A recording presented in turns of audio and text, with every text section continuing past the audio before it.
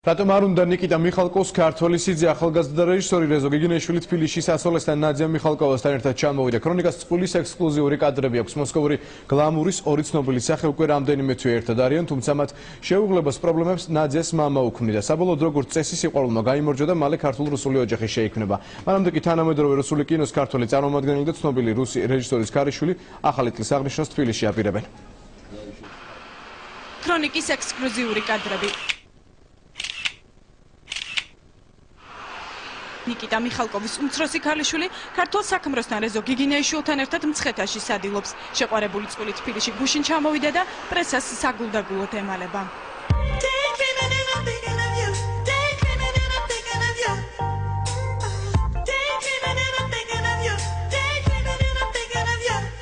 ერთადერთი რუსი ოსკაროსანი და გავლენიანი რეჟისორის ნიკიტა მიხალკოვის შვილის ნადიას და რეზო გიგინეიშვილის სკანდალური რომანი მალე ქორწინებით დაგვირგვინდება.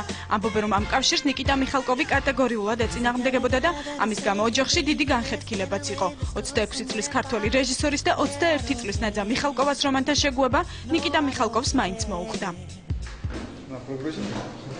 წარმატებული ქართველი ახალგაზრდა ამასაკში უკვე მეორედ და ისევ პოპულარულ ქალზე ქორწინდება. რეზოს პირველი ცოლი, რომელთანაც ქალიშვილი წყავს, ფაბრიკა ზვიოზდის მონაწილე ნასტია კაჩეტკოვაა.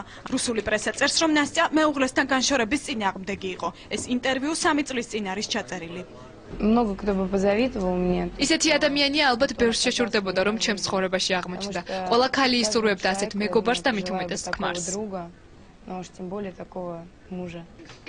რეზო მოსკოვური ბომონდის ერთ-ერთი წარმომადგენელია. ახალგაზრდა ასაკში მოახერხა ფილმის გადაღება, რომელმაც პოპულარობა მოიპოვა და მასაც მოუტანა. სიცხეში ის დამდგმელი რეჟისორი იყო. თავარ როლს კი მისი პირველი ცოლი ასრულებდა. თუმცა ამ ფილმის გადაღებისას ის ნიკიტა მიხალკოვისთვის როგორც ჩანს საკუთარი სიძლიერის დამტკიცებას ცდილობდა.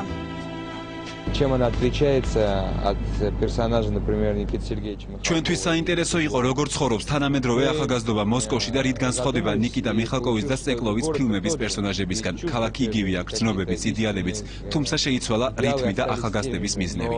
Ритм изменился. რეზო გიგინეიშვილის მეგობარი ფიოდარ ბანდარჩუკია. ერთად იმუშავეს ფილმზე მეცხრე როტა, რომელმაც 2005 წლის რუსული საუკეთესო ფილმის წოდება მოიპოვა. ნიჭიერმა რეჟისორმა თავის წარმოჩენა ამ ფილმით შეძლო, ამის შემდეგ კი იმუშავა ორ პოპულარულ სერიალზეც. ბანდარჩუკი ამბობს, რომ რეზო მაქსიმალისტია და ბევრი თვისებით მას გავს. Стоп. Юношеский максимализм, когда он ახალგაზრდულ მაქსიმალიზმს სწავლეს და ეს მომწონს. მის მიმართ ძალიან გულწრფელი ვარ. ჩემს გამოცდილებას კავშირებს უზიარებ, რაც მომავალში გამოადგება. ჩემსავით მუშაობს გადასაღებ მოედანზე და ეს ძალიან სასიამოვნოა ჩემთვის. რეზო გიგინეიშვილი და ნადია მიხალკოვა ახალ წელს თბილისში გიგინეიშვილების ოჯახურ გარემოში შეხვდებიან. ნიკიტა მიხალკოვის ქალიშვილი ჯერ ქართულ ტრადიციებს გაეცნობა და ქართველების რძალით სავარაუდოდ ნაახალწლავს გახდება.